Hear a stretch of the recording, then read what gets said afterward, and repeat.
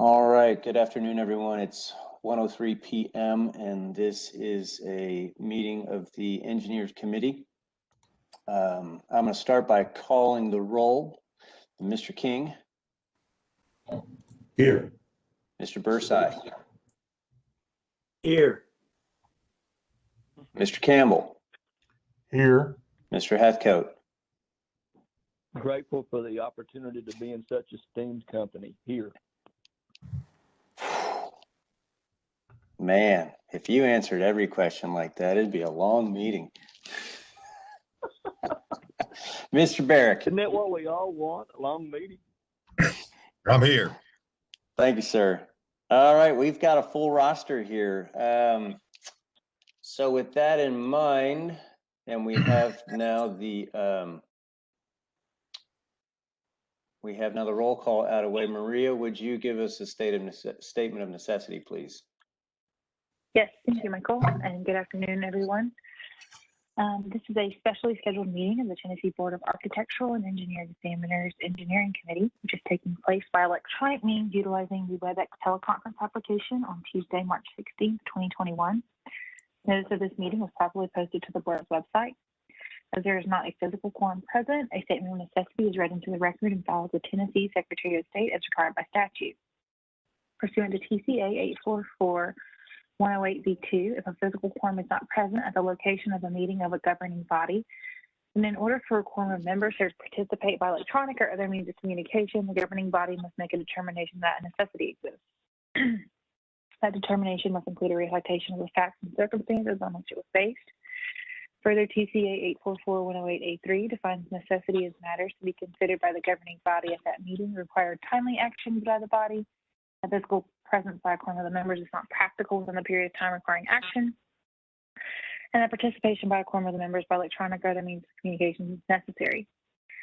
As stated, this is a regularly scheduled meeting for the Tennessee Board of Architectural Engineer Examiners Engineering Committee. The purpose of this meeting with members attending by teleconference is to discuss a rule amendment for alternative paths licensure and technology degrees. The WebEx teleconference application is being utilized in order to provide a safe manner of meetings due to COVID-19. All voting will be conducted by roll call. Thanks, Maria. Mr. King, you're welcome to give a call to order and we can start the agenda. Very well. Thank you, Michael. I'll call this meeting of the Engineering Committee to order, and we'll proceed with our agenda. Are there any changes to the agenda? And thank you, Michael, for sending that agenda out to us. Anybody have any changes? We do have that one application that's not on the agenda, I believe. Wanda, I believe that's the one that Ricky had requested. Right. You want to do that first?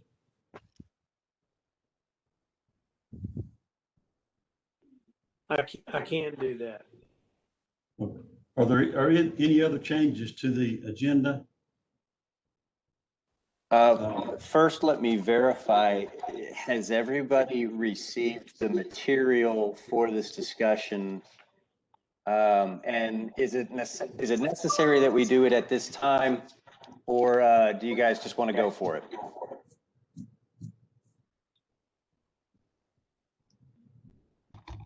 Ricky, why don't you address that? I think you suggested we do it now because it related to the master's discussion.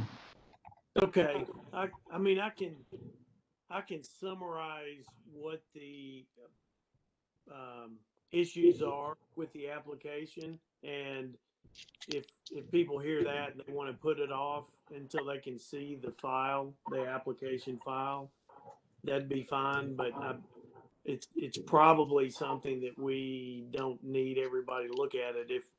If I've seen it and Robert has seen it, so I think between the two of us we can summarize the information in the file well enough. Ricky, if I may just jump in real quick, Wanda, can you verify that this was made available for everybody to review prior to this meeting? Yes, it was. Okay, thank you. Okay, you want me to proceed? Yeah, go ahead, Ricky. Okay, I did not approve the applicant. The applicant has a bachelor's of engineering degree from Iraq that is not ABET accredited, then has a master's degree from Louisville that is ABET EAC accredited, and then a doctorate and 20 years of experience. And looks like a candidate that is well qualified to me. And the reason that I did not approve, though, is because the bachelor's degree, my understanding was that the way our statute reads, the bachelor's degree is the qualifying degree, because it states a graduate of an engineering curriculum of 4 years or more. It's part of that language.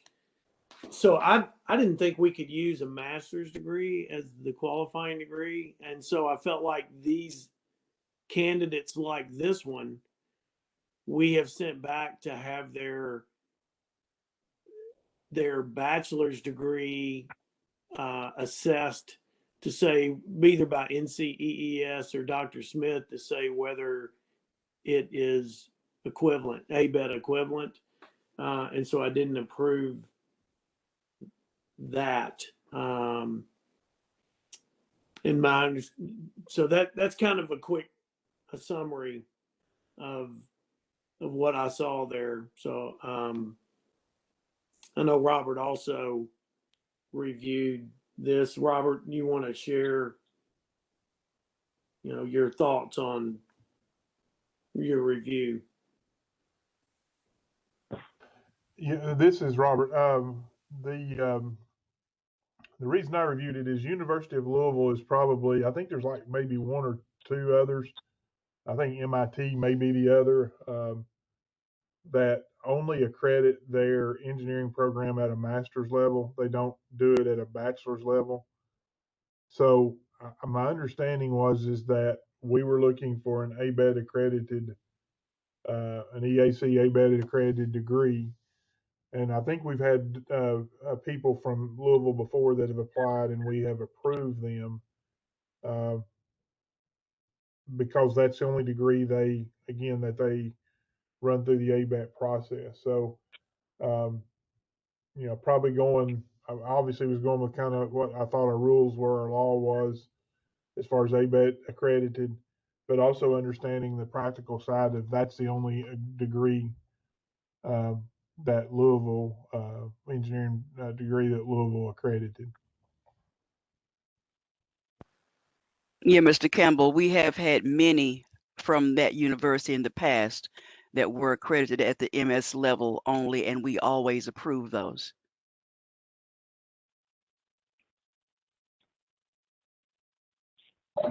Did those individuals get their undergrad degree at Louisville also? I don't know the answer to that.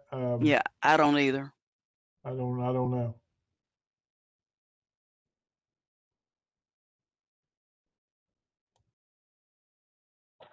Well, I don't remember that history, but that does sort of surprise me. But maybe Maria could weigh in on this. But it seems to me our law is pretty clear about the undergraduate degree being the qualifying degree. Hey, Hey, y'all, Steve. this is Maria. I'm sorry. I'm so sorry. You can go ahead. Okay, I was going to add one more piece of information from the file, Maria, and then you can go. There is an email from the applicant that says when he started his master's program at Louisville, that he has a letter from Louisville that says his bachelor's degree from Iraq is equivalent. Well, it's not exactly ABET. It's to bachelor's degrees that are awarded by American universities in civil engineering programs. So for what that's worth. And maybe that's in the past why why Louisville, why we accepted that, because if we knew that they investigated that. Anyway, go ahead, Maria. I'm sorry. I was just going to say, that's helpful information. Thank you, Ricky. I was just going to say it just to, so that we're treating all licensees fairly. It should be something that he could have evaluated by Dr. Smith, who does those and determines if it's ABET equivalent.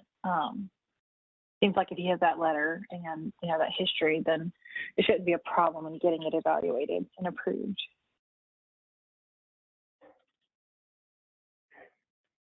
How much No, is the since cost? I'm sorry. I'm sorry, I was going to say, since it's a foreign degree, NCES will be the one to evaluate. Dr. Smith normally only evaluates the domestic degrees, but the Okay. foreign degrees are evaluated by NCES. Okay. How much is the cost to NCAAS to do that one? That I don't know, but it's more than $100. I'll say that. I mean, if Wanda, that's the this is route we Alvin. go, I mean, I would think that since we've done this in the past and others have gone that same route, that we pick up that tab. I just don't think it's fair to him. Wanda, this is Alvin. Can I ask, do you know whether or not NCAAS has evaluated the university that he graduated from in the past? I don't. Curriculum? If it's not in his council record, then no. Or else it would be in his council record. Okay. And I don't see one in there.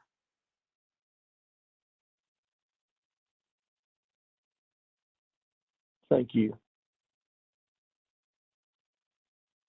Now, since there is an English version of his transcript in his council record, we may be able to send it to Dr. Smith. I'm not sure, because there's no syllabus or anything like that in here. So I'm not sure how hard that would be for him to provide.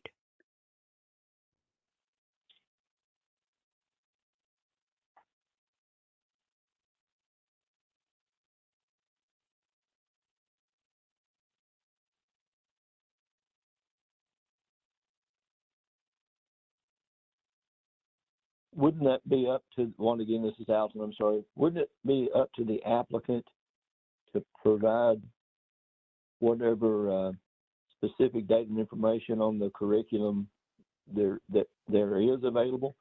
Correct. It would be. Okay. So in this particular instance, before we send anything off, I think whoever would review this, NCAAS or Dr. Smith, we probably need more specific information on from the syllabus, because what I'm looking at from his academic record certification, it lists mathematics and physics and other things, but it doesn't tell the levels of any of those. I don't know whether mathematics equates to calculus or not.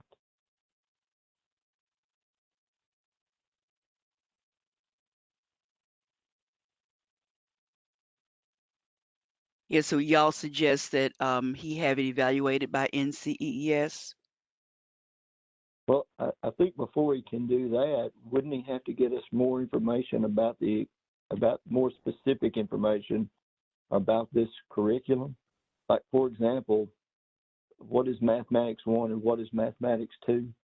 Are those calculus equivalent courses? Well, I think What level should... If NCES evaluated, they would request all that information from him. They would put the burden of proof on him to provide that, so they could do a proper evaluation.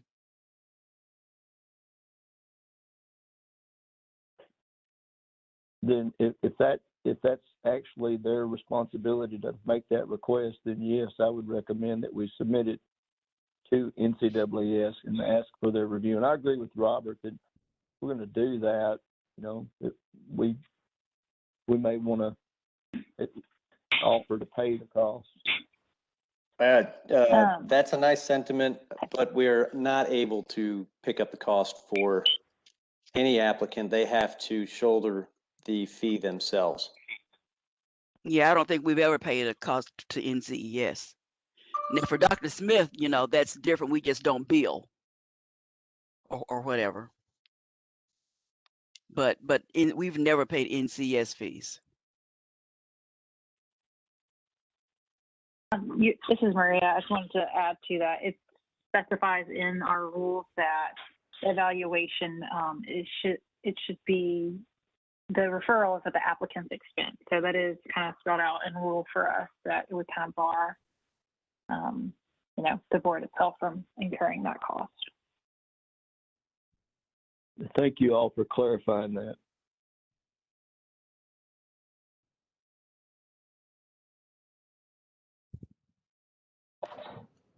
Maria, this is Steve. And it sounds like from what Robert's saying, this has happened before, but I'm just curious what your opinion is if the board has the authority to use a master's, ABET accredited master's degree as the qualifying degree. So on its face, I haven't researched this in depth for you all, and I can certainly do that before the next meeting to give you a more, thorough evaluation. But it looks like, just from looking at the rule and statute, that a 4-year degree must be ABET accredited. And then when it's not, we have to go through that whole process of evaluation. So I can also, sometimes there's, I was just gonna say, sometimes there is like history of the board or policies or maybe prior memos that maybe have been issued that I do want to double check, before we make a final decision on this, just because, sometimes the history is a super important piece where, there's an interpretation saying that master's degrees, supersede the bachelor's, but on its face, that's just not how it appears to me. Okay, Maria, I was going to ask if he had his bachelor's degree from that university as well as the master's, would that make a difference? Is their bachelor's program accredited? They have one now, but Okay. the graduate degree has been accredited since 1936. And just here in the past maybe 15 years, they are getting some accredited bachelor's programs. But since when he graduated, they didn't have one. If he would have had his bachelor's from there and then went on to get his master's, as many have that we have approved, would that have made a difference? That's certainly something I'll look into that as well, because, there's several factors I'm not able just to get off the cuff right now. Okay. I don't want to give you all bad advice, but because the statute specifies a bachelor's degree, the rules just say an engineering curriculum of 4 or more years. So that's up for interpretation.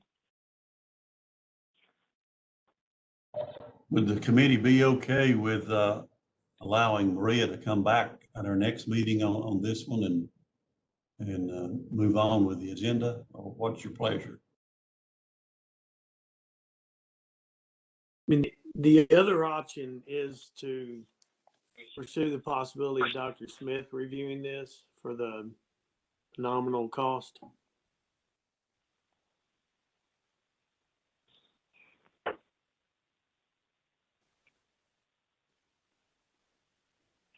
As far as an evaluation goes, or is that a possibility that we'd want to pursue while Maria's checking these out, or wait on that?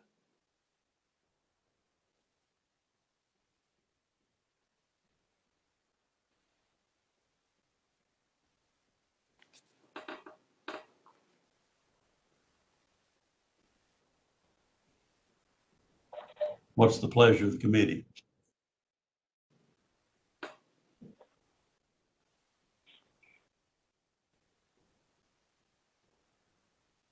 Steve, this is Alton. Again, I understand that his curriculum was written in English, but it's not very specific. I think it lacks some information that either Dr. Smith or NCAAS would request. But in this particular situation, since normally NCAAS apparently does the evaluation of foreign curriculums, I would recommend that we submit this to NCAAS and for their review, and they'll let them request whatever additional information may be necessary to quantify whether or not this substantially meets the criteria for curriculum.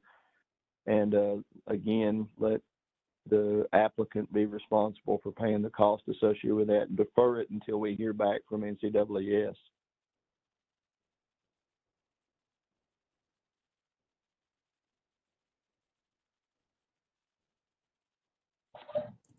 Michael, do we need a motion on this or a consensus of the? No, sir. I think in this case, a consensus would be just fine. It's not, you're not voting to accept or pass this applicant through the process. You're just recommending that they take on the burden, you know, they take on the cost and get their, per the rules, they get their record verified by the NCAAS. So I don't think a roll call vote is necessary for this. This is Rob. Could I, being a new guy, can I ask a question? And my question is, sum up is, what question is on the table here? Is it whether, I mean, I'm thinking this guy is registered in another state. He's got a undergraduate that's not ABET accredited. He's got a master's and a doctorate from a school that is ABET accredited. And is the question on the table whether or not we have the authority to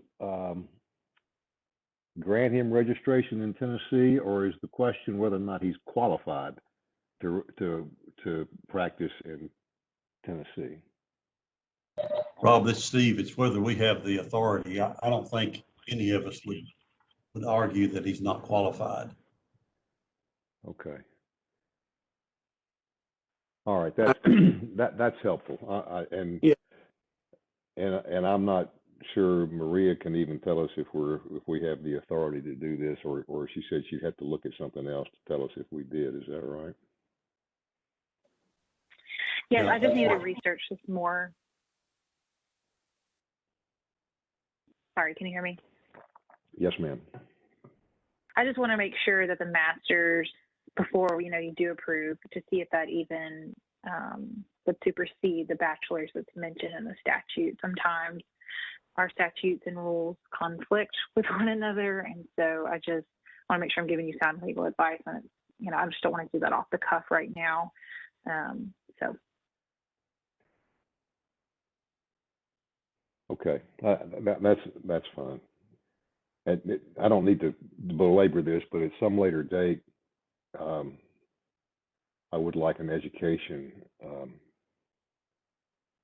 about what our responsibilities and authority are. I mean, if it's just a law, you don't need us,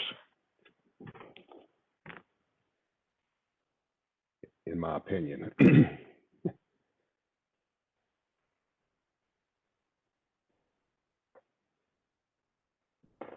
Well, I think, Rob, there's some things that the law and rules give us some flexibility with, and some things we don't have flexibility with. And I think that's what we have asked Maria to help us with. Yeah. Well, and that's my question is in order to be helpful, I think I need to be educated about what the boundaries of the sandbox are. Well, although it's not a particular issue right now, I don't guess, but one could make the argument that an individual like this who has significant experience and master's and a PhD in engineering, that maybe that's good enough for registration in Tennessee, regardless of the undergraduate degree. And I think that's probably what you're thinking, but our law and rules currently may not allow that, but that's maybe something that we should be discussing while we're discussing these other alternative pathways to licensure.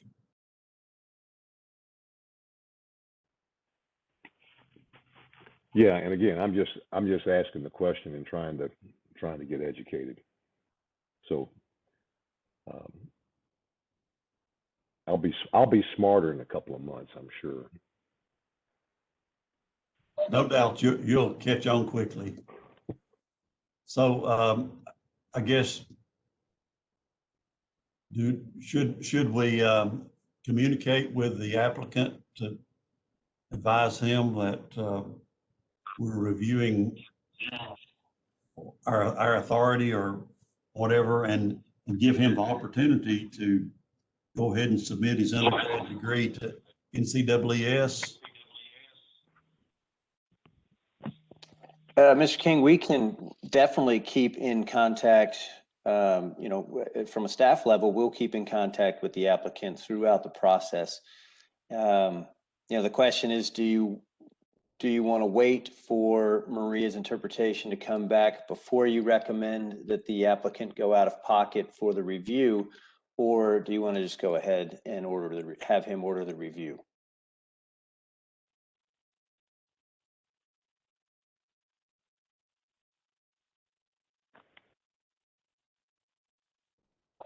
Unless he is there's some emergency to his need for licensure, it might be better to wait, but I don't know what his situation is.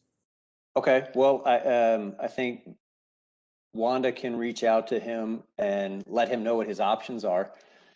And at that point in time, if you all are comfortable with letting him make the decision to either wait for the ruling wait for the interpretation in April, or to go through that process, would that be all right with you? That's all right with me. Is that okay with other members? This is Ricky. It makes sense to me to give him that option. He can either wait, or he can go ahead and proceed with trying to get NCEES to review his undergraduate degree. His option. Okay, if that's the consensus of the committee, then that will be our approach, and Wanda will let him know of his options.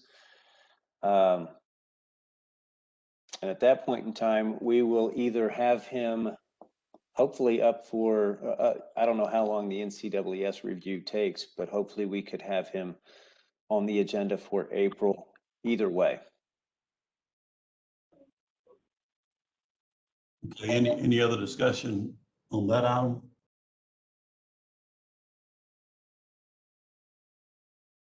No, we will proceed on.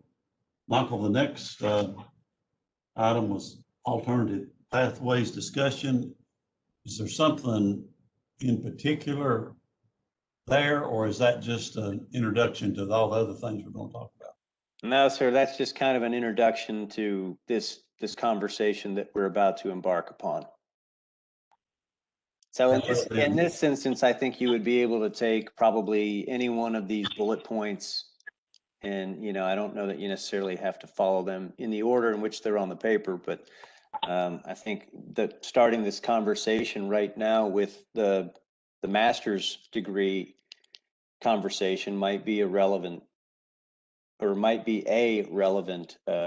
conversation to the previous topic.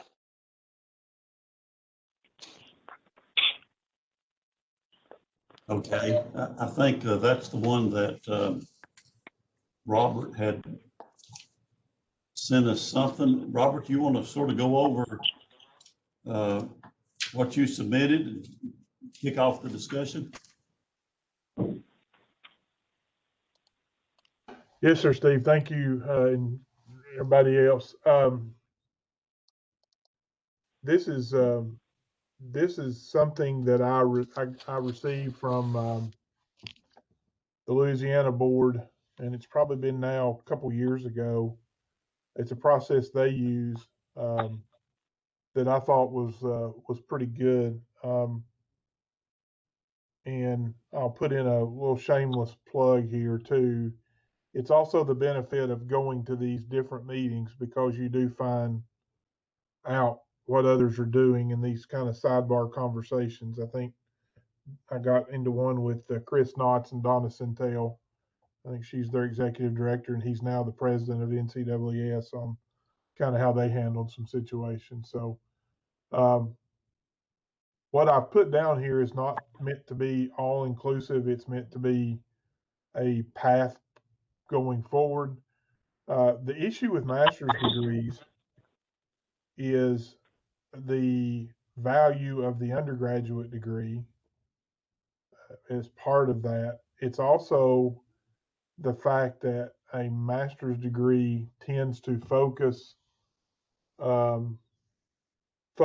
the engineering graduate on a narrower set of topics, so that we don't get the you don't get the broad range of things. And again, as we've discussed some, it doesn't maybe allow you to know what you don't know in certain things. So the way Louisiana handles that is they basically create a set of acceptable, and that's on page 2, kind of marrying up undergraduate degrees with graduate degrees.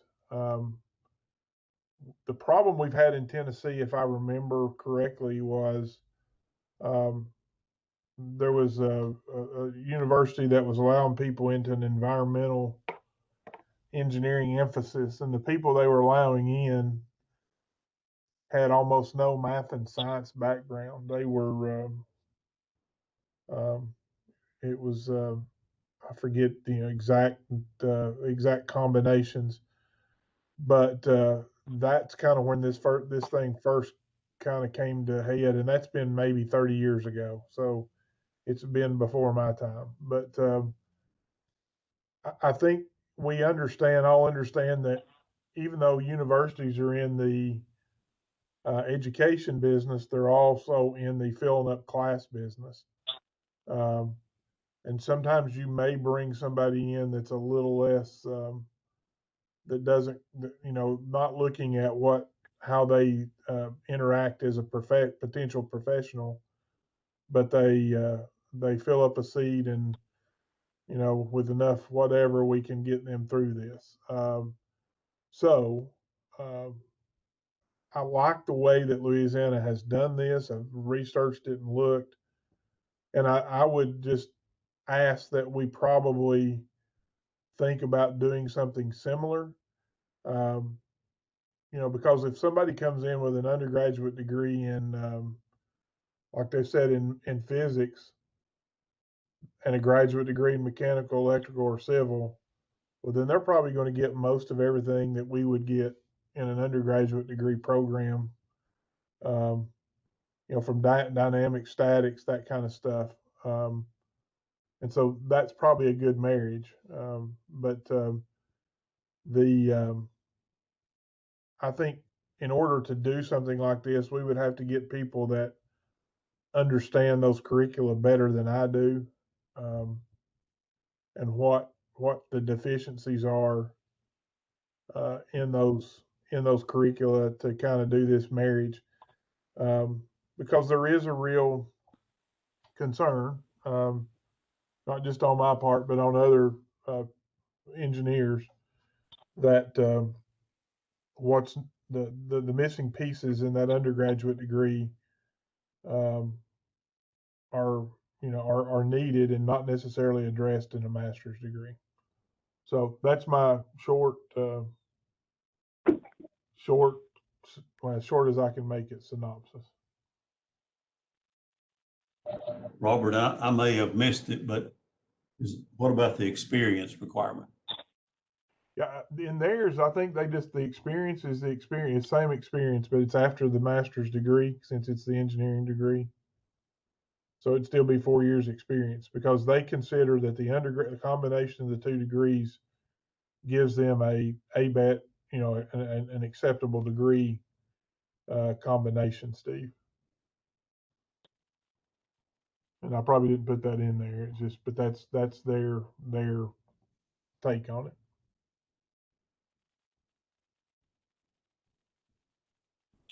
I guess I was thinking if we're headed toward with technology, saying a master's plus 8 years experience, it might make sense to do something similar with a master's degree. No, and I'm not going to disagree with you on that. I think it's, but I think it's a way to cure the 2 degrees instead of doing this dance that we've done historically, which is try to fit it into one, you know, with one person or something. Robert, do you think it would make sense at the same time while we're dealing with the master's to deal with the PhD also? Yeah, Steve, that's probably right. I mean, you probably run into the same situation. You probably do. I just don't know enough about that to be able to speak on it with any.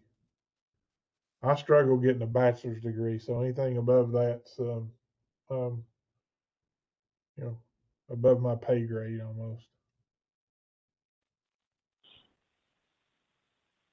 Well, you probably have similar things, Steve. I never have felt bad about allowing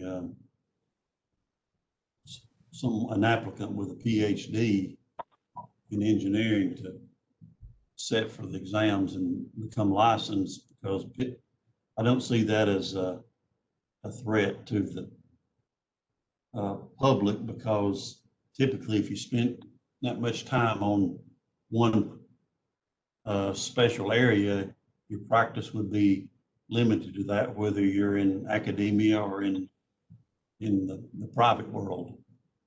So I think it might be good to try to include the PhD in some way.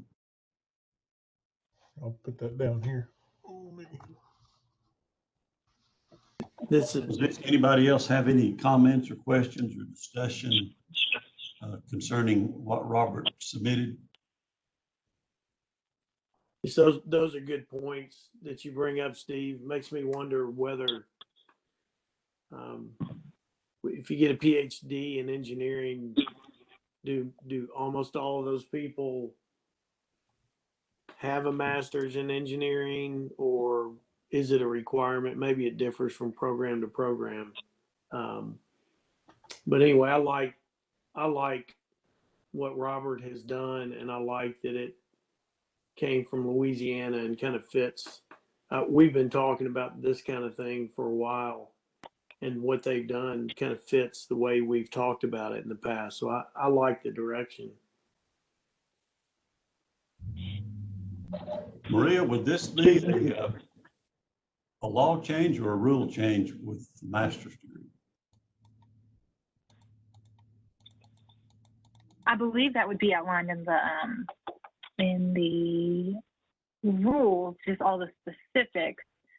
However, that goes back to the issue that we just talked about, that the statute says a bachelor's degree. So depending on, you know, where we go with that, it could be both. So I think all that to say, I think the specifics of, you know, what we're talking about here, that would need to be in the rule. Same issue as the previous applicant. I want to check with Tony, my supervisor, on that.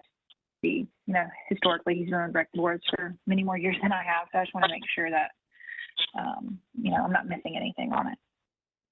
Maria, this is Alton. I think it's in both. It's in 0120-01-.101A, accredited engineering programs. This is under education experience requirements for an engineer. And it's also under 62-2-401, the laws, Part A1, graduation from approved engineering curriculum, experience, and examination, both of those require graduation from an engineering curriculum of 4 years or more, approved by the board as being satisfactory standing. Yes, I see that. I was just wondering if just some way, because the statute specifically says a bachelor's degree or baccalaureate degree. So the rule doesn't say that. It just says 4 more years. I'm wondering if somehow or another one might view a master's as, you see what I'm saying, kind of getting around that engineering curriculum, because the rule doesn't specify a bachelor's degree. It says 4 more years of curriculum. So I'm not certain if the intent there was to allow for masters or not. So I think that's up for debate. Yeah, it specifically says a graduate of an engineering curriculum of 4 years or more approved by the board as being of satisfactory standing, which I think sort of implies that it is an approved undergraduate engineering curriculum. But again, that I would appreciate your interpretation of that. Yes, certainly. I can definitely research more and get back with you on our official answer. The rule does specifically call for 4 years or more, which was accredited by the Engineering Accreditation Commission and the Accreditation Board for Engineering and Technology.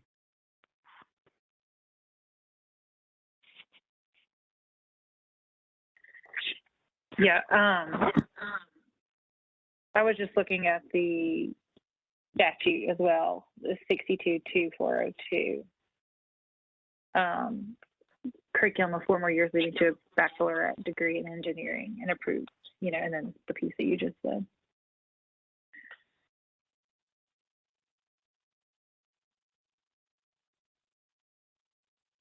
Well, I guess I'm wondering what the next step might be. I think it seems we're in somewhat of agreement that the way Louisiana board does this might be something that we might want to model a change after.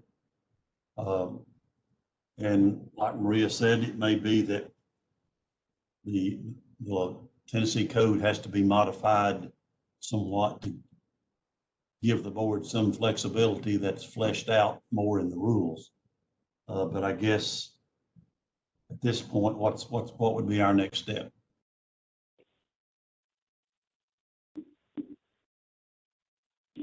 Can you all hear me? Yes. Yes. Oh, okay. Just making sure, sorry. So for a rule change, we would just need the official language that you all want, and that would go through the process of the rulemaking. But for this packet, I think we want to take all 4 points. So make sure that everything is finalized the way we'd like. And, I can help you all craft that language of exactly what you want it to look like. And then if I look at the statute, consult, with my supervisors and the powers that be and determine that a statute change is necessary, then we can certainly submit that with the governor's package. Hey, Steve, it's Robert. I think while that's going on, I believe that one thing that would be, again, I said this is what Louisiana does, and this is something that I'm not anywhere near a subject matter expert and my understanding is that I believe it's UT has completed some study about the master's degree that they have data on some level. I think it's incumbent on this board to maybe gather together a very small group, but that would have some good expertise on what these combinations need to be, if that's the direction we want to go forward with, because this might be what Louisiana has done, but the world has changed, I'm confident, since they probably have done their rule or law that they have. And I would just like to make sure that we're not shortchanging or we're not leaving a hole, either or. So, I mean, I'd be glad to head up that committee. I just don't know exactly who that would be yet. But I think we probably ought to have some discussion with some people that know a little bit more on the academic combinations. Do we know if other states have a similar policy dealing with master's degrees? And also, do we know how the NCAAS model law deals with master's degrees?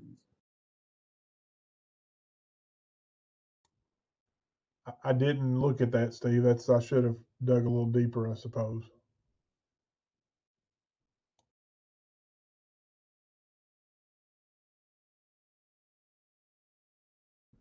Well, would it be appropriate to ask Michael and staff to see what they can find out about other states and master's degrees? We're always happy to call some of our neighboring states and discuss these things with them, or at least I am. I think making the outreach is not the problem. And Robert, back to something you had just said a few minutes ago.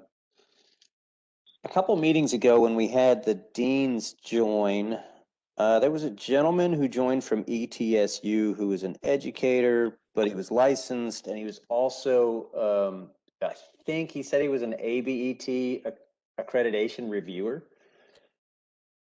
We might consider reaching out to him for some input. I'd have to look his name up. I've got it in my notes. I don't have those notes right in front of me, though. Michael, that would be, I don't know if he was an ABET reviewer or an ETAC reviewer, because I know they have a technology program, I thought, but, you know, that caliber of person, and again, we don't need to get, I think 4 or 5 people is probably enough. We get too many and it can get kind of convoluted.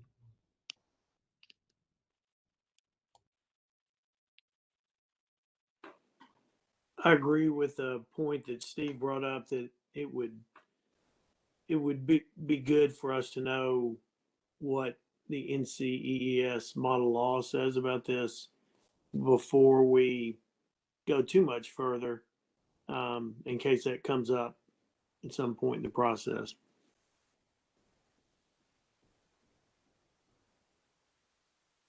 Ricky, I'm looking at the model law right now, and it says model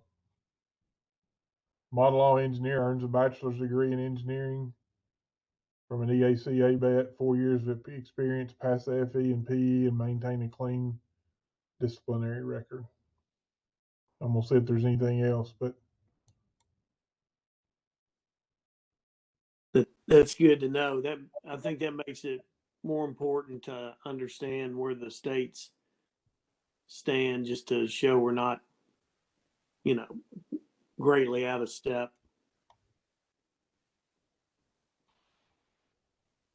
agree.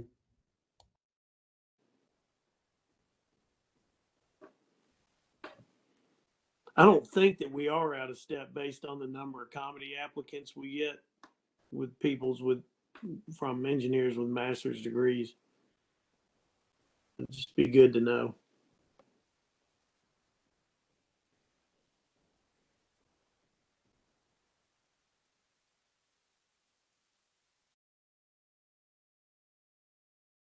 What would an appropriate next step be to ask Robert to pull together whoever he thinks is appropriate, along with input from Michael concerning how some of the other states deal with the master's degree, as we move forward to making a recommendation?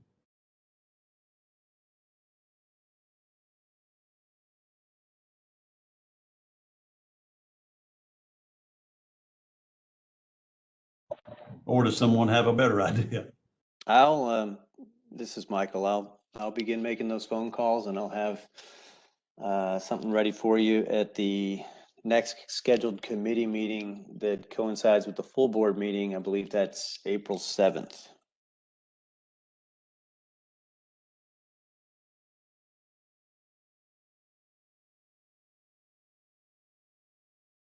Robert, are you okay to continue working on this and maybe try to solicit some help from others? I'll do that and do some more research. Does anybody have any other discussion concerning master's degree? And just, Steve, this is Robert again, just to be clear, so it seems like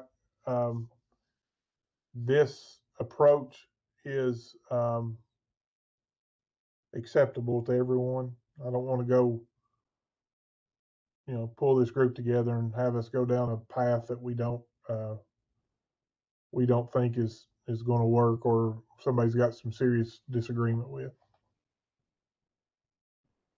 I think there's that consensus, Robert, and Rob may know more about this just from knowledge from the past, but Rob, every few years, we get a bill introduced by the legislature. Usually it's for a particular person in an effort to help someone who has a master's degree but not an undergraduate degree in engineering get their professional engineer's license. What we're trying to do here is to come up with some reasonable changes in our laws and rules to allow that to happen under certain conditions that we think still renders a qualified professional engineer. Steve, this is Alton. I think, if I remember correctly, I think back in June of 19, we had almost exactly what you're talking about, a piece of legislation that sunsetted during that time that allowed somebody with a master's degree and some commensurate amount of experience to be in a position to sit for the exam. Well, I actually came before the board with one of my colleagues in 1991 on the same issue. He had a accredited master's degree and a non-accredited degree from a university in Pennsylvania. So we've been messing with this for a while.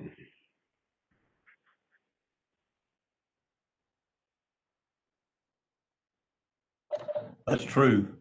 So, is everybody, we have a consensus on an agreement on how we're proceeding, try to deal with it?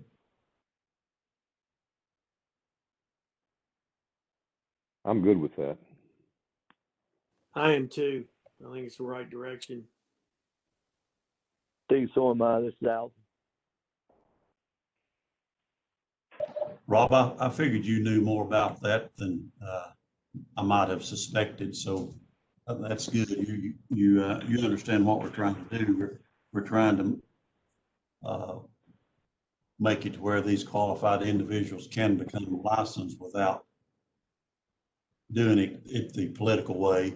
And this gives the board some input into how that's done. Yes, sir.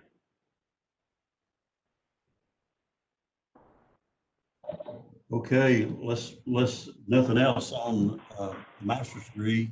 Let's move into technology degrees. And I think, based on what was said, that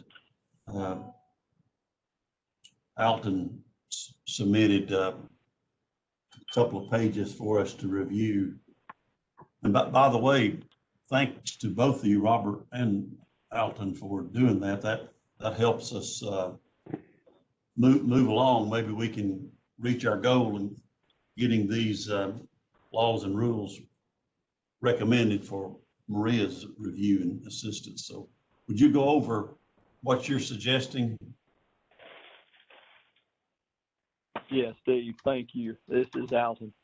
and I have modified what I sent out originally to everybody a little bit, and I sent that to Michael this morning, just right before the meeting. In fairness to Michael, he probably hadn't even had a chance to look at it yet. So there are two elements, obviously, the laws component and the rules component. So what I did, and I tried to incorporate my two areas of responsibility, which was the alternative path to licensure for engineering technology, and also the decoupling issue.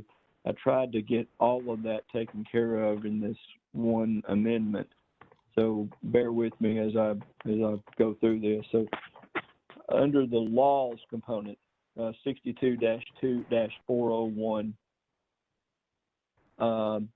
under A1, which is graduation from approved engineering curriculum, experience, and examination, I have modified that basically to rearrange the section, or the portion of the sentence about 2 lines down that talks about progressive experience.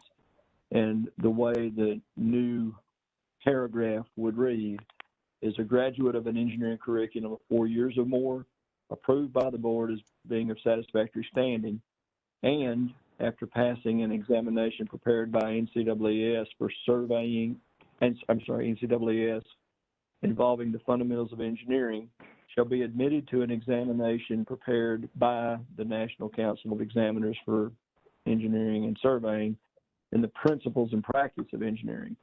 Upon passing the examination and with a specific record of 4 years or more of experience on engineering projects of a grade and character that indicates to the board that the applicant may be competent to practice engineering, the applicant should be granted a certificate of registration to practice engineering in this state, provided that the applicant is otherwise qualified.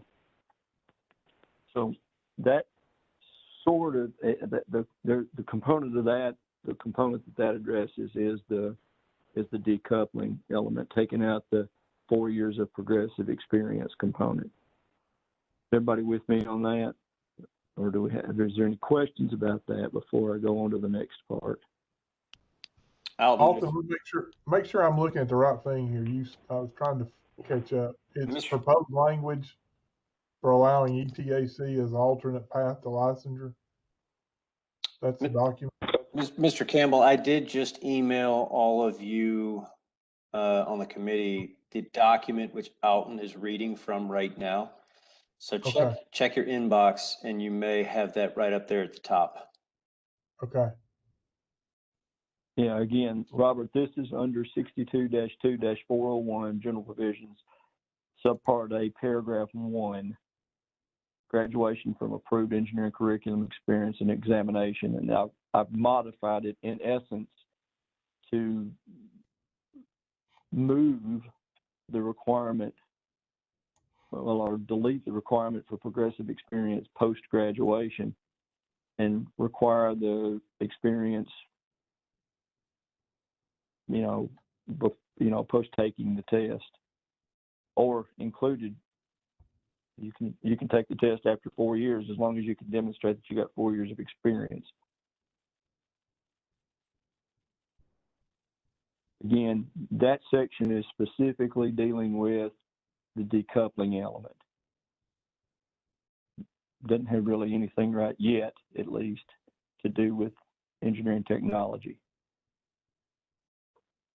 The next element that I added, and this would be paragraph 5. You see, I don't know if you're looking at the laws under 62-2-401 under A. There are 4 paragraphs. I'm adding a 5th paragraph that would be graduation from approved engineering technology curriculum, experience, and examination. And I tried to incorporate the things, all of the elements that we talked about last time, if we were to consider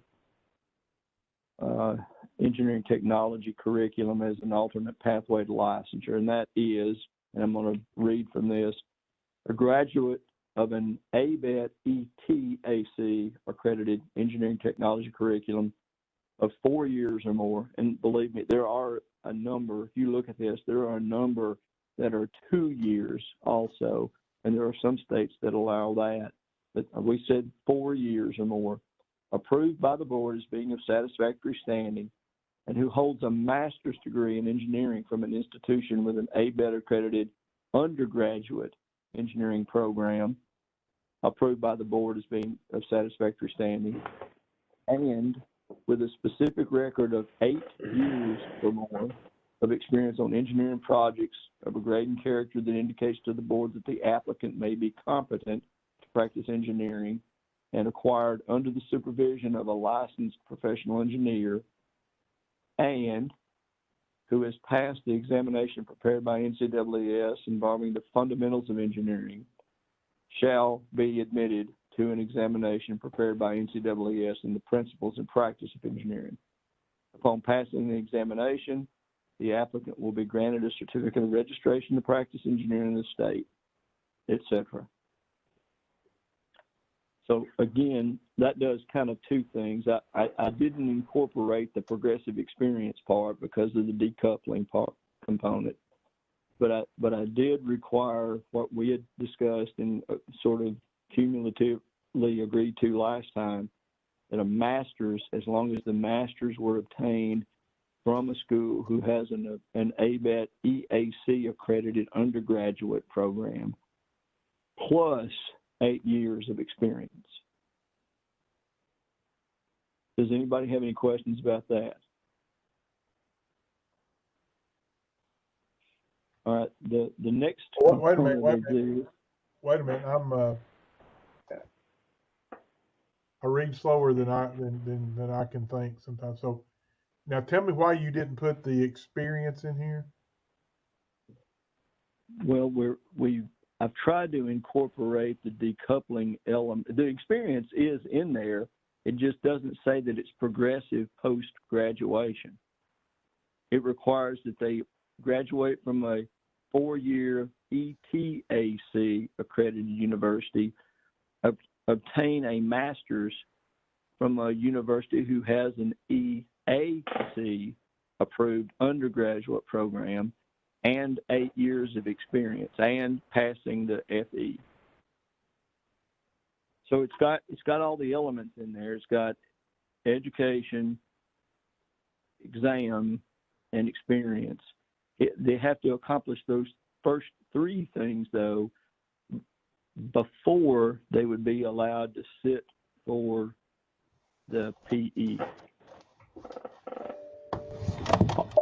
Austin, I'm looking at what Michael sent. Are you talking about the first paragraph now or the second paragraph? I'm talking about the first paragraph. Okay.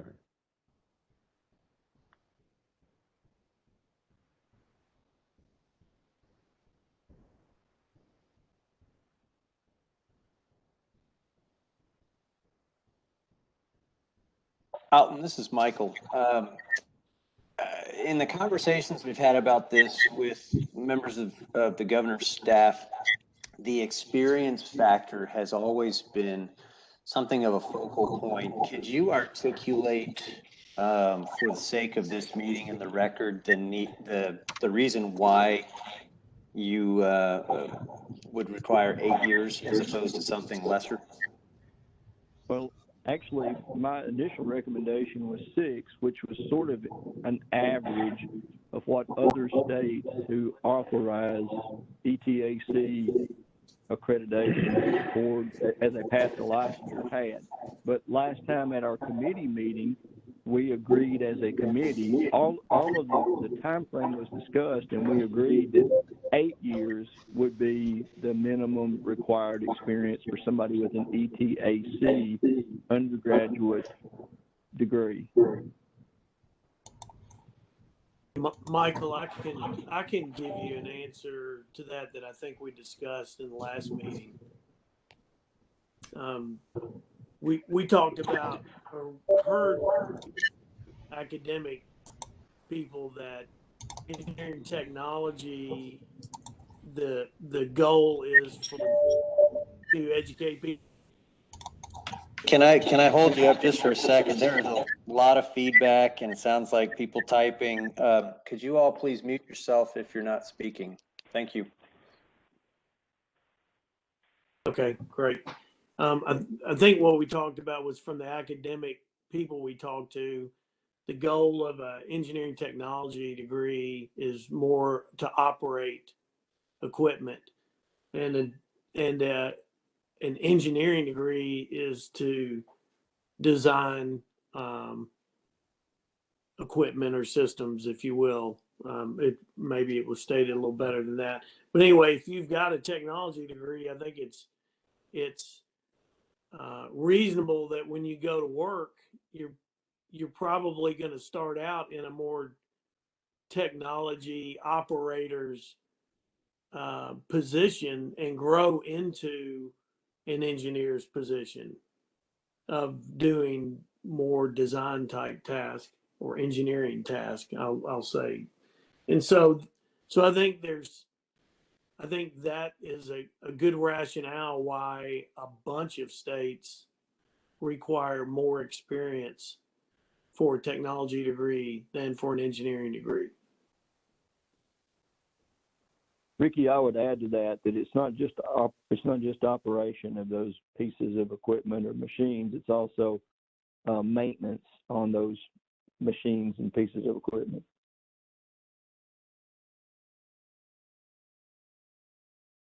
Okay, that's great.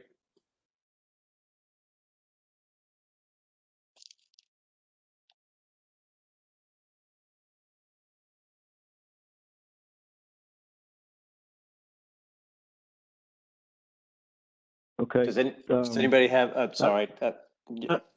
I think we covered it. I just wanted to make sure that we had the justification for the 8 years on record. I know that there are members of the governor's staff as well as members of our legal team legal and legislative teams who listen to this for that. And I think the more we can discuss those issues or potential questions from them, the fewer questions we may receive from them regarding that. So thank you very much. Hey, Michael, it's Robert. Sure. What has been what's been the pushback on that? I mean, do they think it ought to be 4, just like an engineering degree, or what's the? And can you pull back the veil a little bit and let us in on what that part of the discussion is? I think what they're worried about is, and again, this is speculation. Nobody has ever directly said this, but I know that there is, I think there's a thought that somebody may view it as restricting people from pursuing livelihood within a certain amount of time. I think they also would like to make sure that we are in line with a majority of states that are already doing this, so that we don't stand out, but we're somewhere right there in the middle in terms of when it comes to experience, instead of being on the higher end. Michael, this is Alton. There were a couple that had 12 years of required experience. I am aware, and I was told, I mean, when I mentioned 12 years to, gosh, I think at the time it was Toby Compton, who was the assistant commissioner. I mentioned 12 years to him, and he didn't have much to say about that topic. But that led me just to believe that 12 is much good to say. Sorry, go ahead, Alton. Was it much to say at all, or much good to say? Just that 12 years was a bit excessive. So again, I think that in asking these questions and bringing up this conversation, I'm just trying to make sure that the justification for 8 years is laid out there, and that it's obvious that it puts us, kind of right in the middle of the pack, as opposed to being on, say, the longer end, requiring more experience, or an amount of experience that this committee is not comfortable recommending in terms of a shorter duration. So that's really all I'm wanting to do here. Michael, it's Robert again. I think, obviously, I know people listening, that's great, but I think we need to make the distinction between livelihood and professional licensure. The folks that we're talking about are able to be gainfully employed and go pursue work in engineering firms and in the engineering fields. It's not like that's not a barrier to them having a livelihood. What the barrier is to protect. We believe that there needs to be a higher standard in order to protect the health, safety, and welfare of the public, and that standard is professionalism. Just like it's the same standard we would require of an attorney or a doctor, that we believe that I can go get well, I'm not going to try to give an analogy, but I think there needs to be a higher standard to protect the health, safety, and welfare, and that's different than a barrier to livelihood. Barrier to livelihood is you can't even come into the profession. So, and that may not be in your intent, but I think some of this stuff gets mixed together and becomes part of the same conversation. And to me, there's a pretty bright line that we're trying to make sure that we don't step over. So, and we get lumped in with a lot of other professions. Actually, yeah, that don't have a professional obligation to protect health, safety, and welfare. So that's my comment. I agree with Alton. I think you need more time because there is some deficiencies that have to be made up via the experience route. So I'll shut up. Oh, that's perfect. Thank you. I mean, all of this is great feedback and good conversation. This is Rob. Often, are we in the middle of the pack at 8 years? Yeah, just about. I think the average is closer to 6. Some are 0, some are 2, some are 4, some are 6, some are 8, some are 12. But the of all the ones I looked at, which was everybody that had, I think I prepared even a little spreadsheet kind of breaking all that down.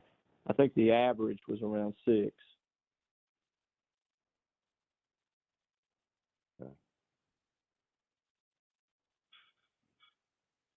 We still have the big hurdle in place, and that's that they still have to take and pass the principles of engineering exam. Yeah, and the only thing I'm thinking is based on when the exam is offered. I was nearly 5 years in before I got licensed, just because of the fact that I graduated in May. The exam was April and November. Blah blah blah blah blah. So you take it in November, and you're February before you hear back. So yeah, Rob, that's changing though, as you know, because the computer-based testing it's already rolled out. Several of the curriculums already have computer-based testing. You can take it, I guess, more than 6 times a year now. Oh, well then never mind. Civil is the last one because it's the biggest, but it's supposed to be, I think, as part of it is later this year, and then next year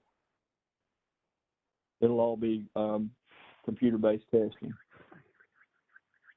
Well, then the only thing I have to offer is if Michael thinks it's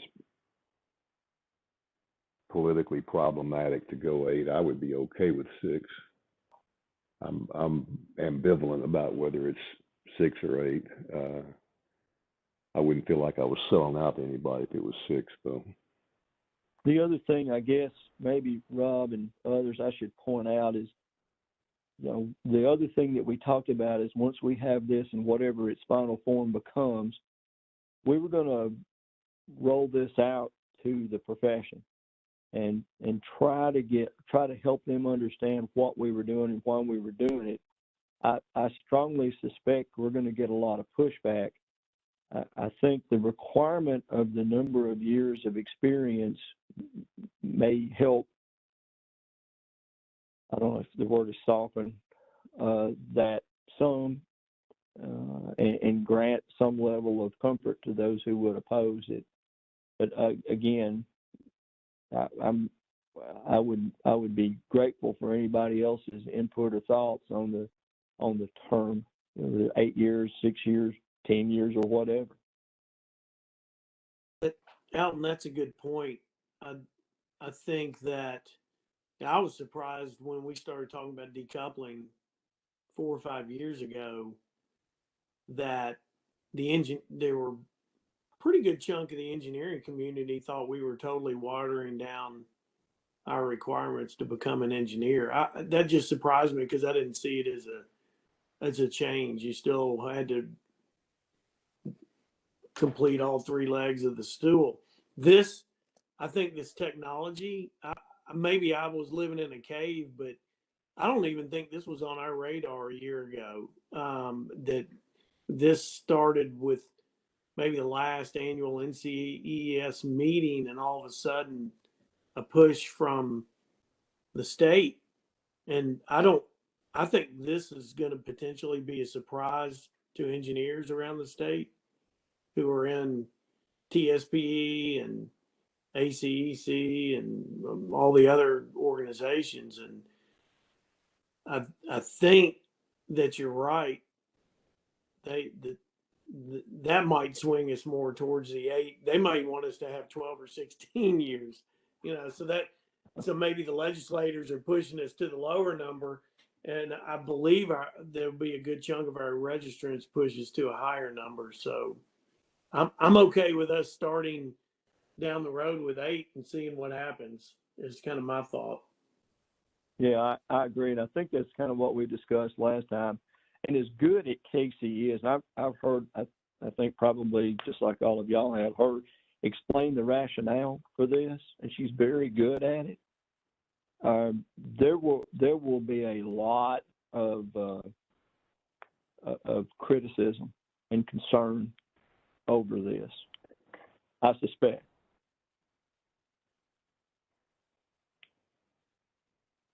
I guess that's why we wanted to try to get this in writing as soon as possible, because if our anticipation is that we go to the legislature with this in 2022, we need to get it written down, and we need to get it in a format that we can deliver it to our registrants and invite their feedback and input. I'm sure there's probably some public notification and public hearing that would have to be required in advance of this going to the legislature. But Alton, this is Michael. That is correct. There will be, after this is officially submitted for adoption, there is a public comment period. And the truth is, in my limited experience with dealing with the legislature, they do ask about, are there any public comments? Yeah, and I understand that. And the sooner we can get this and get the message out to our registrants and have the opportunity to, 1, receive their comments, and 2, respond back to their comments, and then potentially make alterations based on those comments, the better, because then at least at that point, we'll have all that documentation and information accomplished before we send it to the legislature.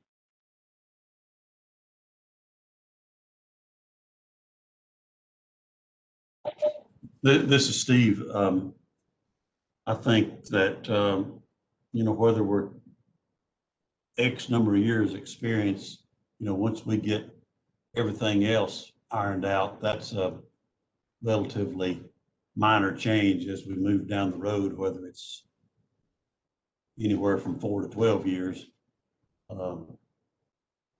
I guess as we're thinking along those lines, Michael, where you're getting some comments from others, did you get any reaction to our suggestion that the technology degree applicant have a master's degree in addition? I have not had that conversation with anybody yet. Like we've been discussing here for the last just a little bit, but I wanted to be able to, when we do pass this up, I mean, I think it's got to be more than just a conversation in passing. I believe it's got to be something that you all have recommended, and at which time there can be conversations that don't exist in a hypothetical.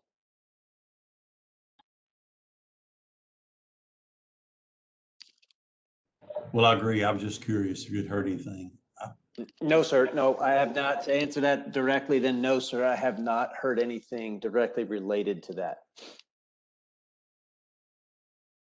I think at this point, the committee's feeling pretty good about the four-year technology degree plus a master's from a school that has a engineering accredited undergraduate program and additional experience. We're talking about, I guess we're headed toward proposing 8 years, but obviously that's up for some discussion. I think we would all agree that it would need to be more than 4, 6, 8, or 12, you know.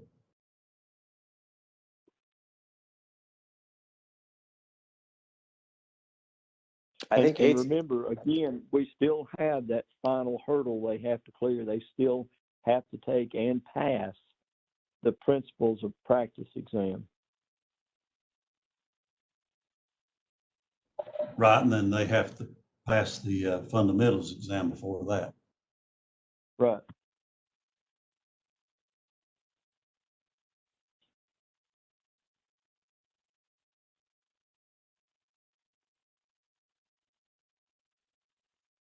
Well, do you think we may be getting close to having at least a framework to give to Maria to begin to think about?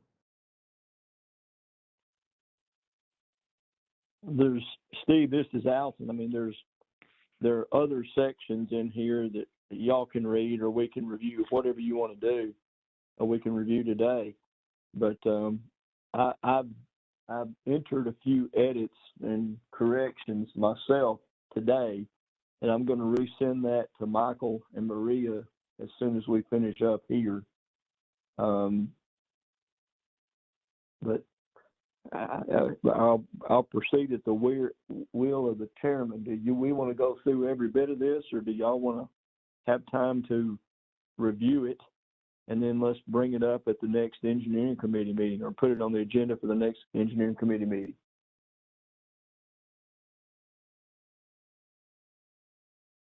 I'm good with whatever the committee wants to do. We can begin to hash through it, or we can wait and get the revisions and be ready to hash through it in April. What if we do this, Steve? If we've talked about a lot of it today, and Alton's there's a couple of different versions going on. What if we let Alton clean it up, and in the meantime, if we read what has already been sent and maybe give comments to Michael, maybe Michael can feed those to Alton and for his consideration, and we get kind of a version 2 to review before the next meeting. Well, I think Alton's going to have his revised document to Michael today. So rather than review what's already an outdated document, why couldn't we just wait on the new one, review that, and be ready to discuss it in April? Yeah, thanks, Steve. Ricky, I will. I'll have the edits. I'm and that's probably me pecking on the keys that Michael was referring to earlier. And I apologize for not muting my phone while I was doing that. But I will have those sent back out to Michael today, and he can distribute them out to y'all today or tomorrow. I can do that for sure. And just as a matter of housekeeping, I would request that any and all materials that need to be considered for the next meeting be to me no later than Monday, the 29th of this month. That will give us ample time for me to put them all together and get them out with the agenda items and materials for the April 8th meeting. So if it's today, that's great, but at the very minimum, Monday the 29th would be the day that we need to have everything finalized.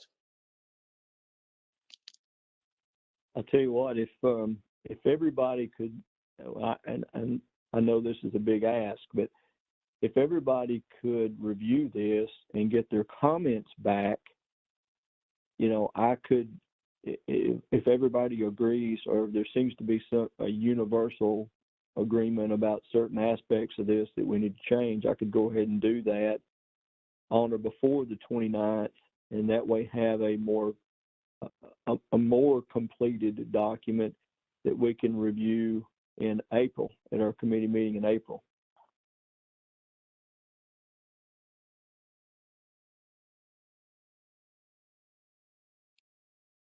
Alton, I'm happy to act as the go-between for all of that, so that we don't violate any of the sunshine laws.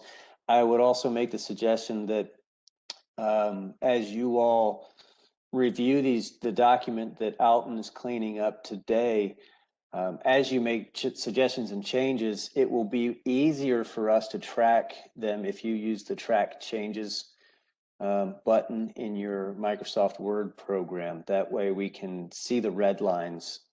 And if anybody is not sure how to use that, give me a call and I will let you know how to do it.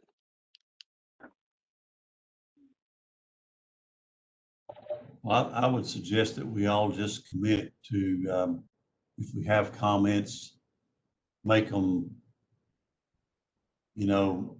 by the end of next week.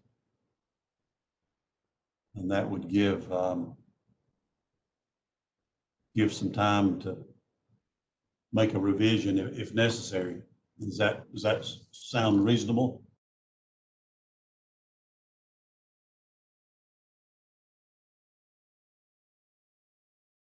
What are we making comments? I mean, are we making it on the PDF that he sent or the Word document, or are we going to get those two things combined? I'm trying to. Robert, for the review process, I would ask Alton when he sends me the cleaned up version from today's discussion to send it in a Microsoft Word format, and I will send it to each of you in Word format so that editing right there on the page within the program can be done instead of having to handwrite notes on a PDF. Thank you, sir. That was what I hoped you were going to say, because I know we've got these two documents and I was looking to make comments on one document only. So very good. Thank you. Sure. That goes back to just what I was saying about please use the track changes item under the review tab in Microsoft Word, because that way we can see what you're striking and or altering without having to come back to you and say, what did you change on here?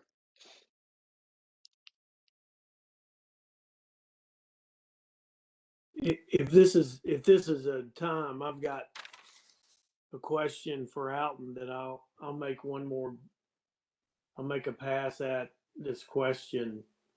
Alton, I'm looking at the PDF file that Michael sent to us, and I don't see where you're dealing with decoupling in that. I'm looking in the 2-page PDF. The first page has our statute, and then at the bottom of the first page, it starts with the our rule. And I'm not finding, I'm sure I'm missing it. I'm not seeing where you're dealing with decoupling. Yeah, it's in the revised document, Ricky. The only thing I got from Michael emailed is like a half a page thing. Is that half a the Word one doc? the one I'm working from now is about 2.5 pages.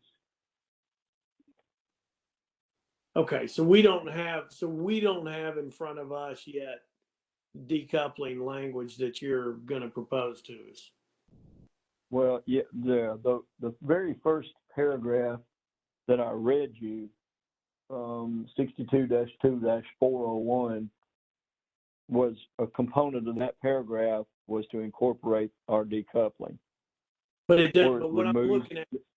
what I'm looking at hadn't incorporated that yet. Correct? Nope. No, that's correct. Okay. Then I'm not missing it. I feel better. Okay. I will look forward to seeing that now. Okay. It's actually incorporated in two different places. It's in 62-2-401 and 0120-01-.10. Okay. Okay. It will be when we see what you're going to send us. That's correct. Yes. Great. Okay. Perfect. Thanks. And Alton, just for my own, just so that I know that I put this out there, when you send the initial document, would you please highlight in some way all additions or edits or revisions that you are making, so that we can see where you're typing and what is already pre-existing? Oh man, I'm gonna have to go back and do that. I'll make an attempt at it, Michael. I'll do my best to do that. Okay, thank you. I didn't type in the either the rule component or the law component exactly as it was written. I rewrote it myself on a separate document and then edited it out, and then just I'll have to redo this to do that, to show all of the changes that I was making. But I'll make an attempt at doing that, sure. Okay, I think if we can get it close, I know this process isn't exactly the fastest of processes for our legal team, and the easier we can make it for them, the quicker we can get it done. So thank you. Sure, absolutely. Glad to have the chance to do this. Do we need to discuss the decoupling concept anymore, or just wait on Alton's document? Steve, this is Alton. Last time at the committee meeting, we had a unanimous consensus that we could support decoupling, and I will just share with y'all. Since that time, Michael and I made a presentation to David Lipscomb University, and I did what I normally do when we're presenting, is I asked those in the room, after we explained what decoupling was, I asked those in the room, and I think there were over 80 kids, 80 to 90 kids in the room, how many of them would take the exam if they could take it immediately after graduation. And Michael, it was nearly 100%, wasn't it? Nearly, yes. Let's just go with that to be safe, but I thought it was probably about 100%. And to give you all a bigger perspective, there was, I believe, about 140 kids total. So there were many of the students who were tuned in and were watching Alton up on stage via whatever video platform, WebEx, Zoom, that Lipscomb University uses. So we couldn't account for all that. But yes, in the room, I'd say it was nearly 100%. And quite frankly, I think that's the fourth time I've presented to Lipscomb. I've presented 5 times to Tennessee Tech, 1 time to TSU, Ricky and I presented at Union once, and we did Christian Brothers too, I think once, didn't we, Ricky? And each time we posed University. those, that exact, yeah, University of Memphis, I'm sorry. We posed that question, and each time it's almost exactly the same result. There's more than 90% of the kids that would take it right after graduation.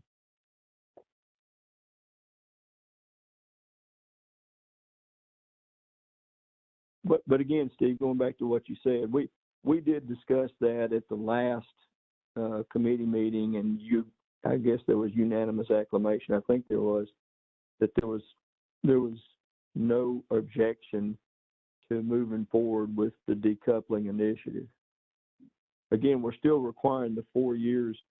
They still have to, as Philip called it, the three-legged stool. They still have to graduate from the 4-year accredited university, taking past the FE, taking past the PE, and have the 4 years of experience before they could become licensed.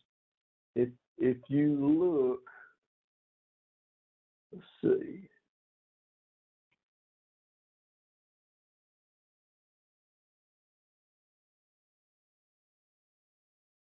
Well, it's in here. It's under the 0120 portion.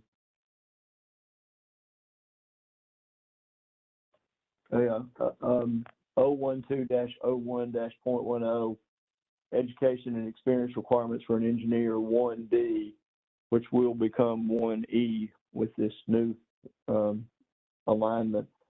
Applicants meeting the above requirements, which several, reviewed by the board for determination of eligibility for the fundamentals of engineering exam and the principles of practice of engineering exam. However, only those applicants which have already met all education, exam, and experience requirements will be reviewed by the board for initial registration or registration by a committee. So even though we are allowing decoupling, we're still mandating that they have to have the 4 years of progressive or 4 years of experience. Even after, regardless of when they take the exam, they still have to have the requisite 4 years of experience before they can apply for licensure.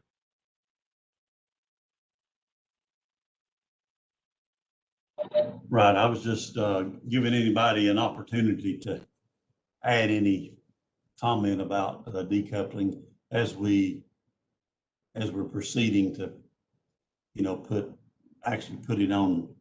put it in a document for review. So I guess now that we've discussed technology and we have a path forward, we discussed the master's degree with Robert's document, and we've discussed decoupling. The only thing that I guess is missing is the foreign degree.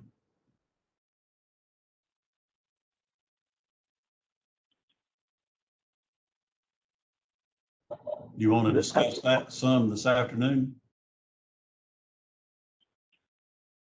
Steve, was that you that was going to do that, or who was looking at that? That was me. And I can just bounce off of you what I'm thinking. I guess we have the Washington Accord, which we have a list of schools in various countries that have been accepted by ABET that we would honor. And then we have the process that we previously discussed today about sending the academic record to NCAAS for evaluation. Maybe I'm missing something, but it seems to me that pretty much wraps up how we would handle the foreign degree.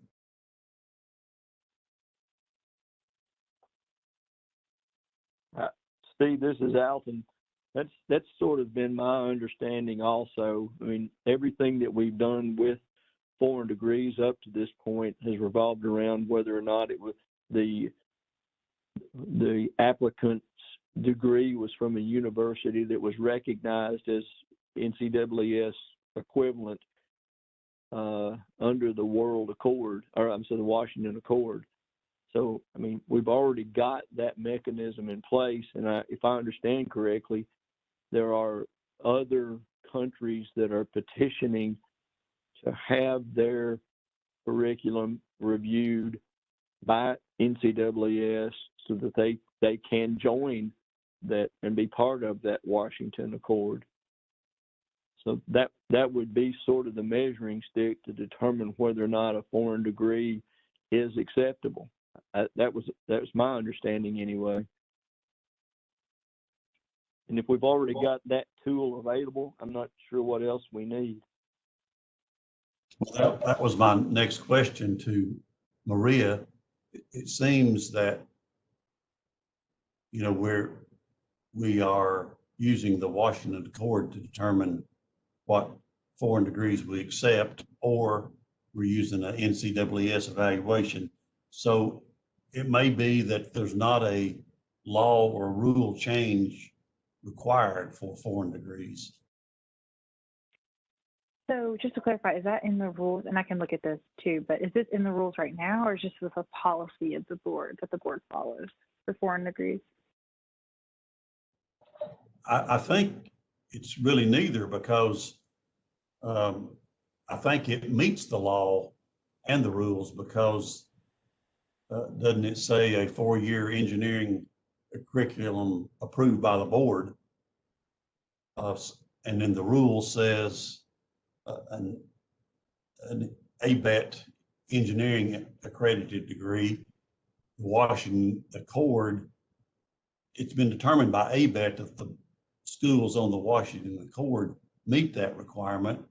And if NCAAS evaluates a particular curriculum, they've concluded that it meets the ABET accreditation. Mm-hmm. Yeah, then I agree with you on that. I don't think anything that needs to be necessarily changed. I mean, there's always the option to clarify or, you know, kind of go into further detail.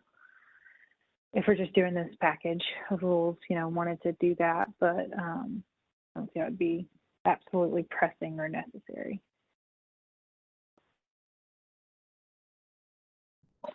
Okay, thank you. Does the committee feel like we should add a rule to clarify anything about a foreign degree? Steve, I want to ask just to make sure make sure I understood. I had thought that the Washington Accord was a different thing than evaluation by ABET. But what you just said, I think, was I didn't have that understanding. So that's good to know. That's new information for me.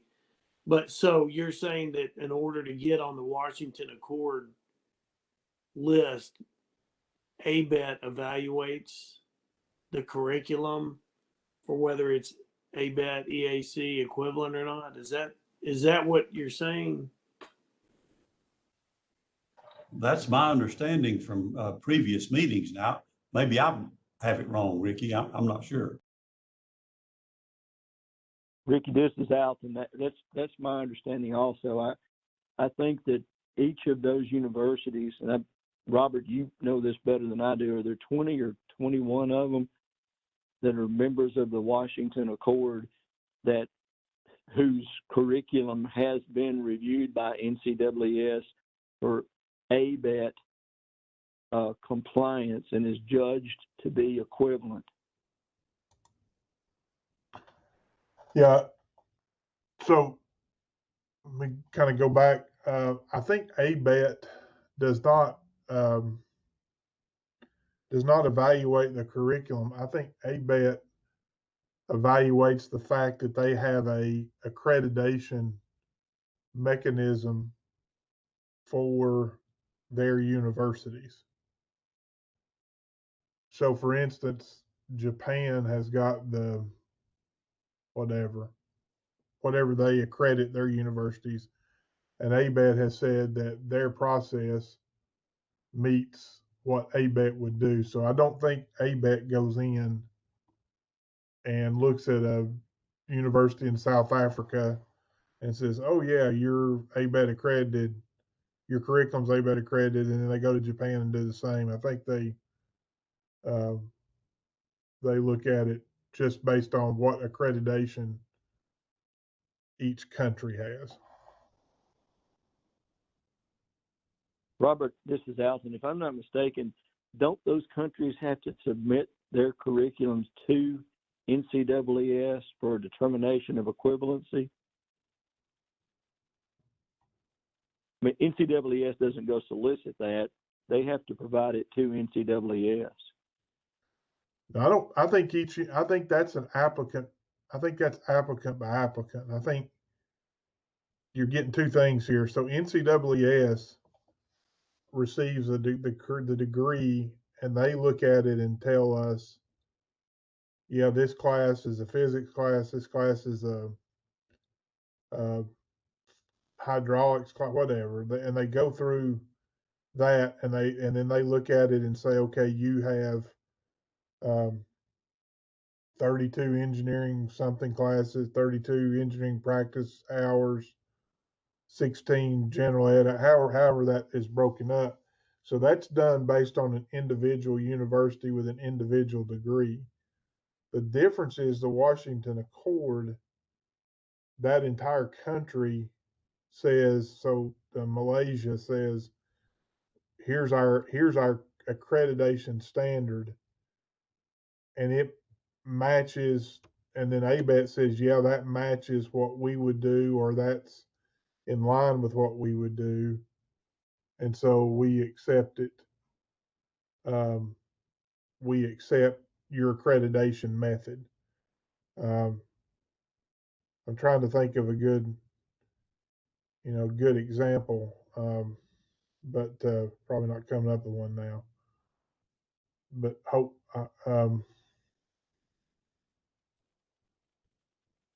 it's kind of what ISO 9000 does. Every company's got their own set of rules and policies that they follow.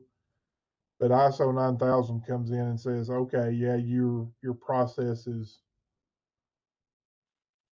what we consider acceptable. And I'm sorry, I'm going back to manufacturing a little bit, but that's.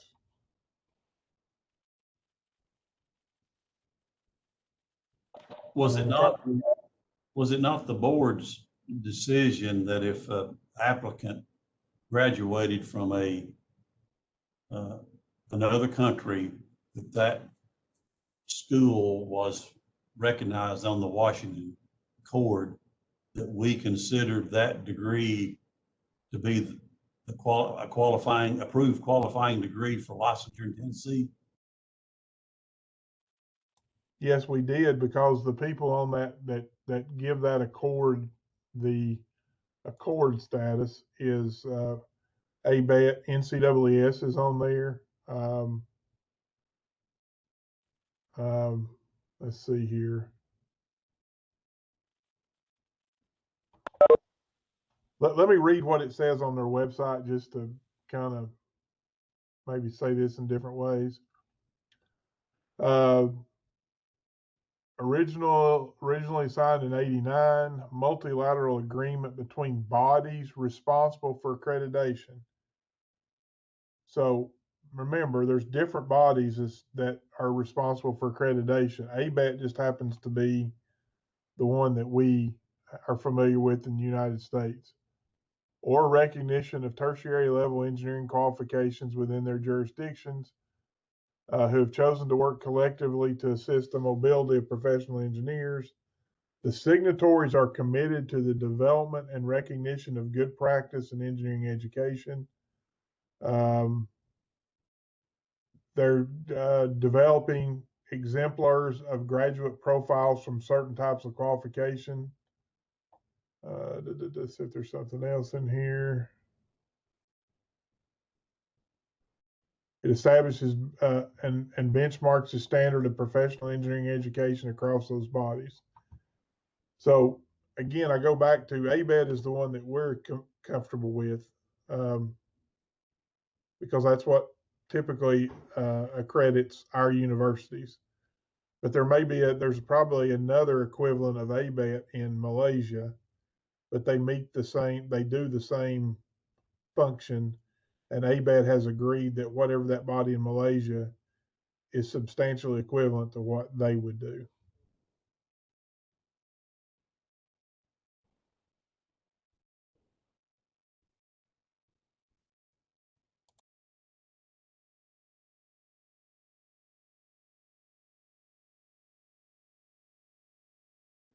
It's interesting that there's also other accords that deal with uh, engineering technology accreditation and even engineering technician accreditation. That's correct. So I suspect I did misspeak, that it's not that ABAT has approved. It's just that ABAT is a member of the Washington Accord, and along with several other countries, and there's a process to be admitted into the Washington Accord with the goal of making the increasing mobility for the profession. Yes, sir. I mean, and yes, ABAT is making sure that there is a process within that country to accredit their universities, and that process is for accreditation is robust enough to guarantee, or to a guarantee maybe a strong word, but it's robust enough that it would meet a similar ABET standard. That may not be exact standard, but it would meet um, those major criteria that ABET would look for. But they may do it in a slightly different way than ABET does. So hopefully that's. I think that. Well, I know that's right, but I'm hoping that makes sense. And the Washington Accord, as I understand it, is becoming a standard that other states and NCAAS, I think, are using to approve the qualifying degree.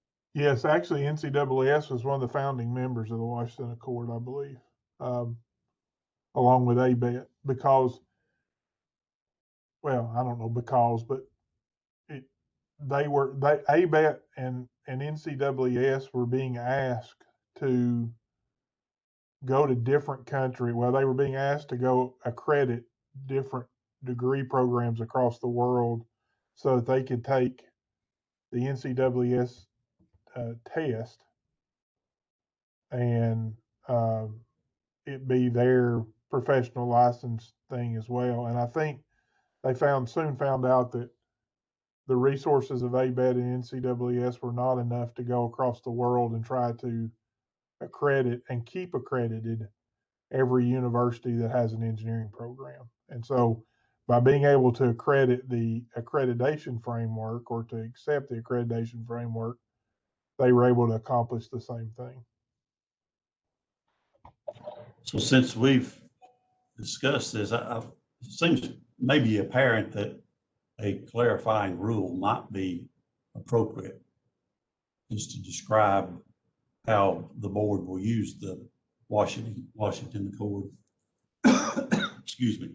And also, if a school is a country is not on the Washington Accord, then we would use the NCAAS evaluation of that particular degree program. I think we need to have that in a rule somewhere, Steve, because I don't think it is in there anywhere. I think we've kind of adopted that, but I'm not sure it's formalized. Well, how about I give Maria a call and talk through that with her, and excuse me, get some direction on how we proceed. But I do think it would be a good idea to add a rule. that sounds good. I was going to ask, do you know if, or do any of you know if the model rules speak to this? That's a great place to start if, you know, we're looking for language and we don't want to reinvent the wheel.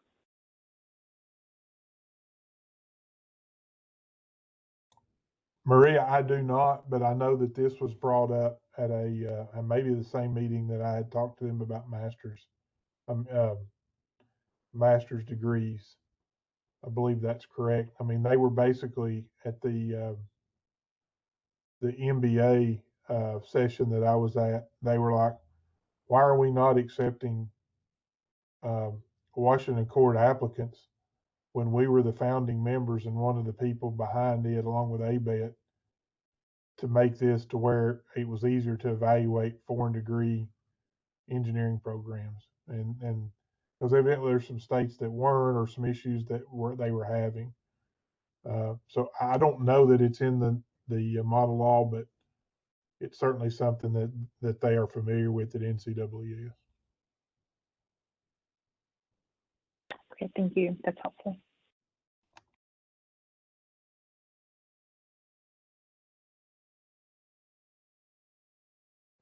Okay, I think we have a direction and a plan for the next meeting on all the topics that we intended to: technology, masters, decoupling, and foreign degrees. Is there anything else that you'd like to discuss?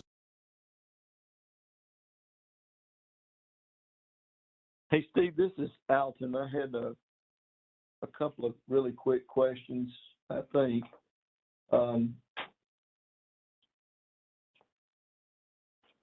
One is we we discuss an awful lot of stuff in these meetings, and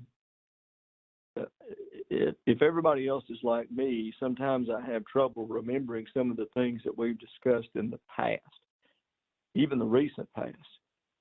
Is there any way that we could get some like minutes or notes or something from these meetings, or, you know, in advance of our next meeting, so that we can kind of remember what we discussed and what we agreed on? It would be really helpful to me if we did. Plus, I mean, a lot of us we're engaged in the talking process and we're actively listening, and I hope we are.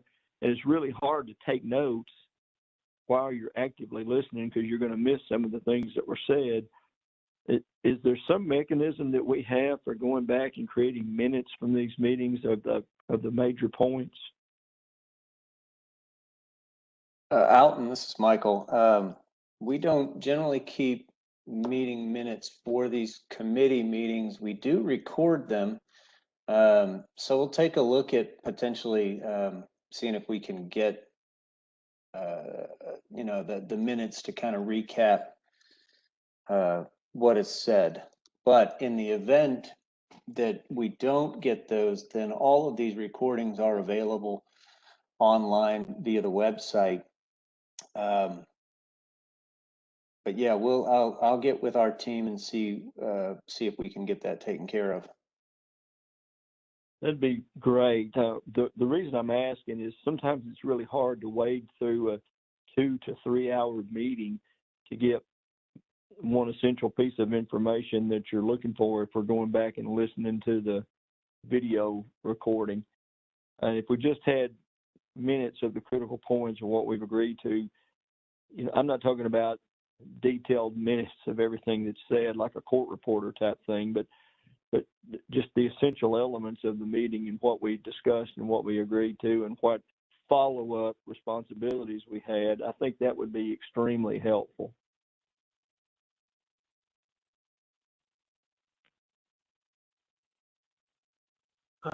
I agree with you, Alton. I'm a new guy, but I think that's a great idea.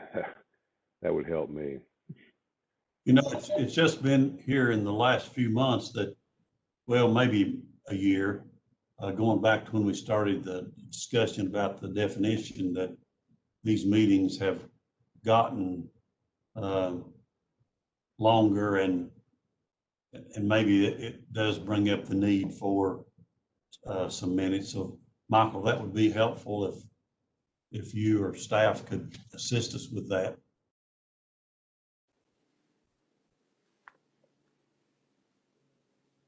And I agree with that wholeheartedly, that I think it kind of hinders our operation sometimes with the decisions we have to make, because we don't have a great way of tracking what we've done in the past. So it's kind of relied on memory. And going back to that first application case, honestly, I don't have a memory of the University of Louisville master's program exception that we've been making, but I don't doubt at all that it happened in the past, because Wanda and Robert have a lot better memories than I do.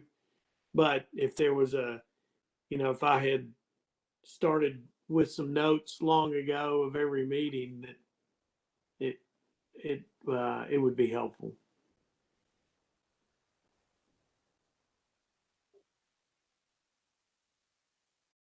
Michael, this is Alton. I absolutely don't mean to create more work for you and the staff.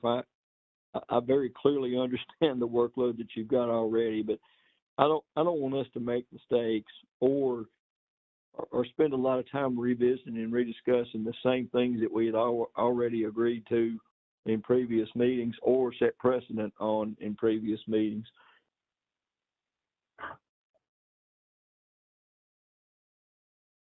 So I'm really grateful for your help.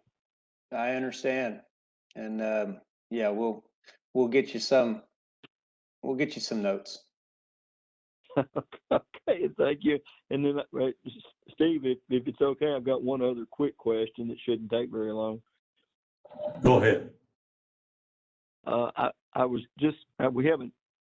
haven't heard anything about this in a little while. The status of our West Tennessee Associate Board member.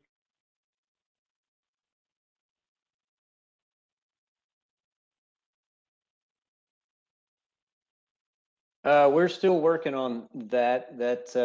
Obviously the governor's office handles all of the appointments, and all I can say is that is in process. I think Casey, we're still waiting on some names from Casey for consideration. But I'll go back and double check that. I know that since the legislature's in session, Casey's been awful busy. And so I'll touch base with her and see if she's submitted those names to the governor's office yet. Michael, thank you. And again, we can just, you don't have to send anything out. Just if you don't mind updating us at the next committee meeting. Will do. And Michael, I think my term actually expired in the last June. So I guess I'm sort of hanging in limbo also. Yeah, that is correct. And my understanding of the rules and how this operates, and Maria can correct me if I'm wrong, but until there is either a renewal of your appointment or another appointment that is made, you'll continue to serve on the board in your current, as if you're, you haven't expired. Right. In other words, keep coming until somebody tells you not to. Yes, sir. And Steve, do us all a good. favor and don't say anything else. Don't say anything else about it. Maybe they'll just forget. Well, I do know, I think we have 26 programs here in the regulatory boards division, and of course, every one of them, all of them have a board. So I know there's something of a backlog of appointments that we're trying to overcome as quickly as we can. And I would say that it doesn't hurt that our Assistant Commissioner, Alex Martin, previously held that job in the governor's office. So he came to us from that job, and I hope that having him on with us now as a member of our team, that he understands that process and hopefully can work to have some more of a speedy resolve to a resolution to some of those appointments. Thank you for that update, Michael. Is there anything else to come before the committee?